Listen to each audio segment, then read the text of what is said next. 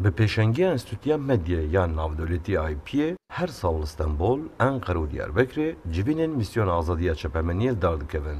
Di civîna îsal de di gel IP'ye rêxistina Efûyê, Komîteya Parastina Rojnamegeran, Navenda Azadiya Medyayê û Çepemeniya Ewropayê û rojnamegerên sînornenas amade bûn.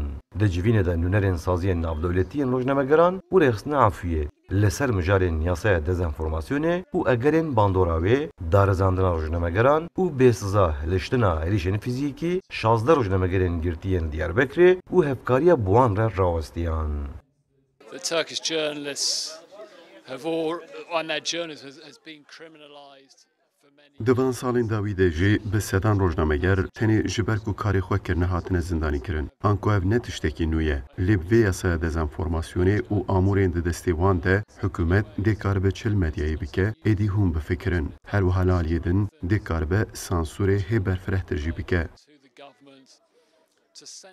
Di civîna azadiya medyayê û metirsiya li ser rojnameger û çepemeniyê de ku bi pêşengiya IP'ye çû serî, di heman demê de li Tirkiye li ser ewlihiya rojnamegeran û derbirina Ramana Azad, çepemenî û nûçeyên derbarê hilbijartinên sala 2023yan, azadiya çepemeniyê û ewlihiya destûra bingehîn hata rawestîn û metirsiyên di vê derbarê de biraya giştiya cîhanê re hatin parvekirin.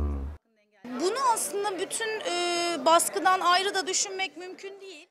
نەک تەنها لەم سەردەمەدا بەڵکو لە هەموو سەردەمێکدا ڕۆژنامەنووسان لە ژێر فشاردا بوون. جگەلەوەیش ڕۆژنامەنووسان لەم سەردەمەدا لە ژێر فشاری دەسەڵاتی دادوەریدان. لە ئێستادا زۆریەک لە ڕۆژنامەنووسان لە زینداندان. زۆربیان تەنها لەبەر ئەنجامدانی کارەکانیان. ئەتوانم بڵێم کە لە تورکیا مەترسی لەسەر ڕۆژنامەنووسان لە زیادبووندایە. Misyona şandeya navdewletî ku bi serkêşiya IP'ye li Tirkiye û Bakurê Kurdistanê derbarê rewşa rojnamegeran de lêgerîn û lêkolînên xwe pêk anî û ji aliyê heft dezgehên din ên navdewletî ve tê piştevanî kirin, bank li desthilata Tirkiye kir da ku rojnameger bên parastin û astengiyên li pêşiya azadiya çepemeniyê ya di serdema hilbijartinên 2023yan de bêne çareserkirin. Her wiha misyonê di heman demê de pejirandina yasaya dezenformasyonê ku di parlamentoya Tirkiye'de di encama dengdanê de hate pesendkirin şermezar kir. Azad Altun, Kurdistan 24, İstanbul.